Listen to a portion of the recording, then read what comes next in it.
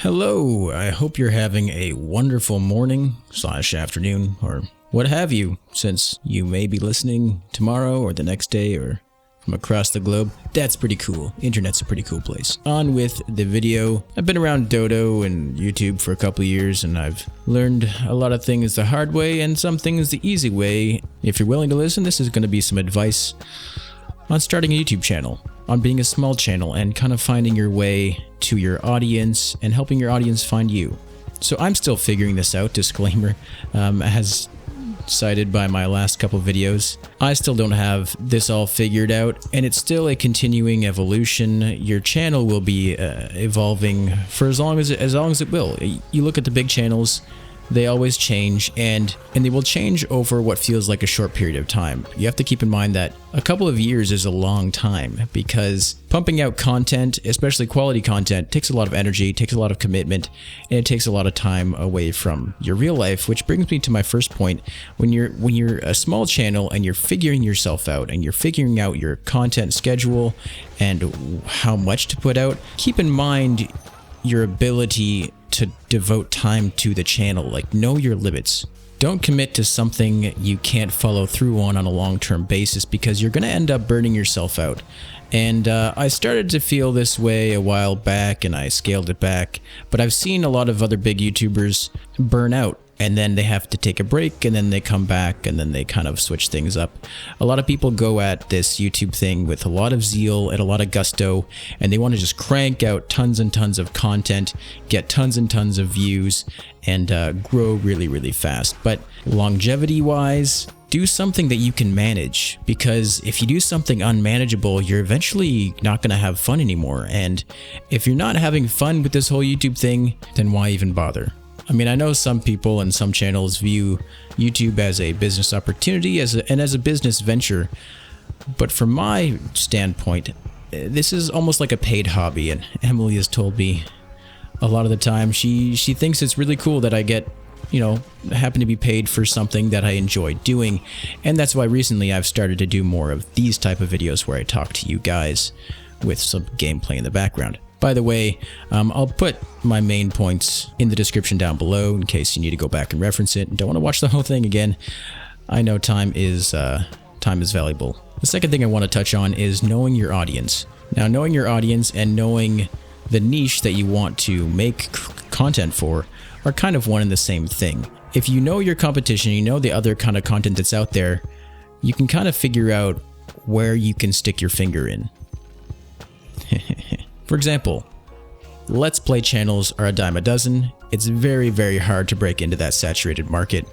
Also, like certain Minecraft Let's Play channels, GTA 5 channels, you can go and look at Google Trends and look at YouTube Trends and see what's super saturated. Now, you can still play the game that you love, you can still make content for things that you love, but if you're a small channel, you really have to be very pinpointed and specific with your approach to your content. What I did originally was I started doing Let's Play stuff, and I quickly realized it's not easy to garner all that many views. When I had a few hundred subscribers, I had a series called Surgeon Simulator, which I saw other people playing, and I thought, hey, that's unique, I can maybe touch on that. And I've got a few thousand views off of those videos, but it ultimately was just a one-time deal to get new viewership that wasn't sustainable. And I eventually discovered that the Dota market, at least the Dota YouTube market at the time, was not that saturated with English commentary. Now, you did have a few channels like Purge, you had Bommy, but there weren't many small channels, there weren't many YouTube channels that were making quick, funny highlight reels at the time. And if you can find a specific approach to a game or to a style of content, that's your best in to new viewership and growth. Don't do what other people are doing. Do you. Do something a bit different. It doesn't have to be completely out there and creative. It just has to be different. And most of the time, unfortunately, you being not someone else is not enough of a difference to make people want to watch you. You have to present something slightly more. You have to really throw some curveballs. I don't know, baseball analogies, anyone? Jays lost. They're not playing anymore. I'm so sad. Go Jays. Next season we'll get it, guys. Now I could spend some time on content quality, but I think a lot of that's given, and you'll hear it from other people a lot too, is, have good audio, have good visuals, and have good, commentary. A lot of that stuff will come with practice, and a lot of it will come with growing as a channel and getting more resources, learning your craft. It took me a long time to figure out how to render things properly and just get those little details right. That will come with practice. Don't worry about that. What you really need to focus on as a small channel is hitting those content marks and hitting that demographic. Now, something very important with reaching your demographic is connecting with your audience, and that's something I'm still figuring out. And with this whole different approach to videos, I think I'm going to be able to do that better because I'm talking directly to you guys. Whereas before, a lot of the highlight stuff was me talking to the game, really, talking to no one, talking to myself. So you really have to connect with your viewers because you want them to come back. You want them to be attached to you, and you want them to want more of you. Channels who do full game commentaries have this down pat. Like Bombi, for example, he does this really well. People watch his videos again and again, and he has really good subscriber retention because people really want to watch him talk to them, and he connects with his viewers really well. Same with a lot of streamers. Good streamers know how to connect with their fans really, really well. And I try to do that when I stream, but I find it really exhausting. I don't know about you guys.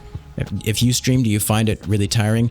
And then you have streamers who stream on a daily basis, and I find that they do connect, but you have to tone back I don't know where I'm going with this. Basically, and this is on a streaming tangent now. Let's get back to the topic on point. It's very important to connect with your audience and to make them feel close to you. They have to feel almost like you're a confidant and that they're your confidant as well. Something so unique about the YouTube community and the way the videos are presented on YouTube and the way the community interacts with the content is it's got that personal touch. There's a very, very small wall between you and your subscribers.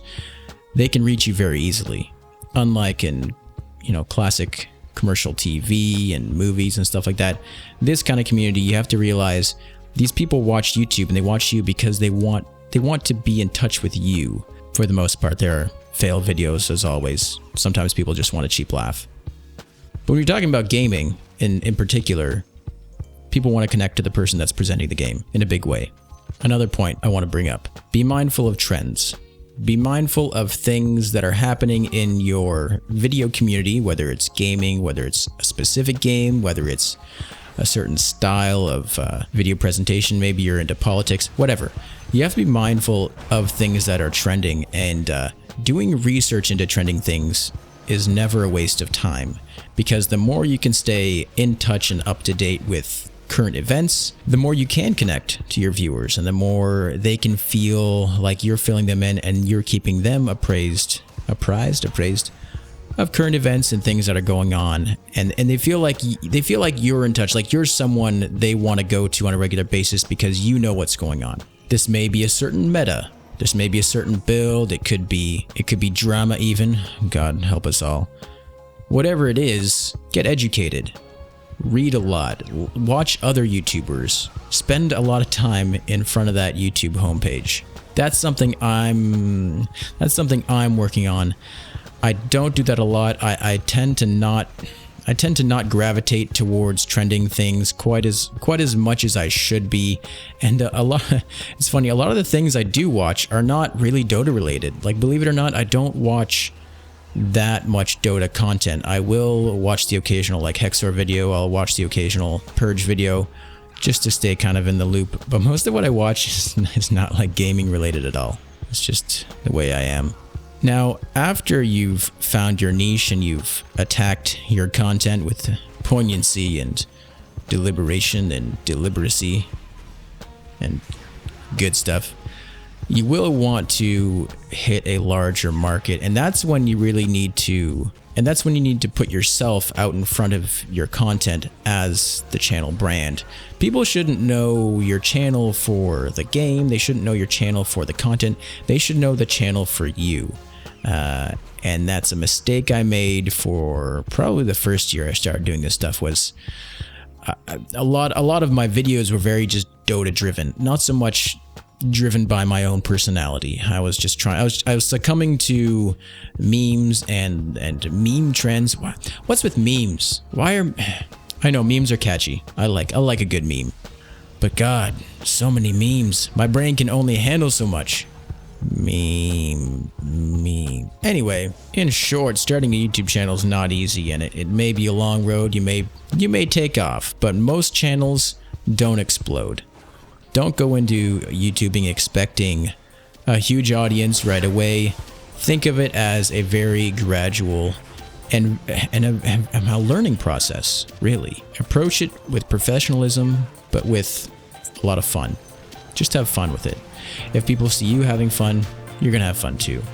And I hope you've enjoyed this Dota gameplay in the background, by the way. I was pretty proud of myself with Skywrath Mage. Skywrath Mage becoming one of my favorite heroes to play. I think he gets underplayed a lot. I should play him more. I just love casting that Arcane Bolt and walking away and knowing that they're gonna die. Anyways, thanks so much for listening and watching. I will see you guys in a couple days. I'd love to hear your thoughts on this whole thing. Do you have a channel you're trying to grow? What's your experience been like? And I'd love for you to tell me about it. Until next time, stay chill, stay frosty, and take care.